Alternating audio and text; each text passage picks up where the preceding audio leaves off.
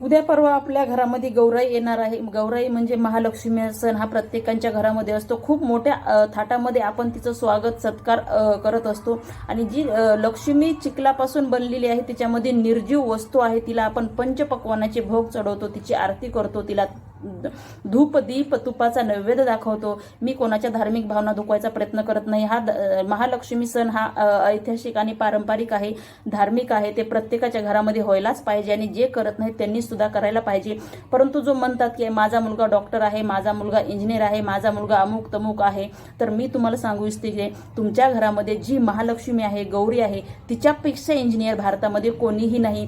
जे आपण चिखलाच्या महालक्ष्मीला दीप नैवेद्य दाखवतो, पंचपक्वानचा भोग चढवतो आहोत, पण आपल्याच घरामधली लक्ष्मी मात्र आपण उपाशी ठेवत असतो, जाता येता तिला लाता मारत असतो। पण तुमची ही गौरी आणि तुमची ही महालक्ष्मी लोकांचे धुणे भांडे फरशी करून तुमचा संसार करत असते, तुमचे लेकरांचा सांभाळ करत असते।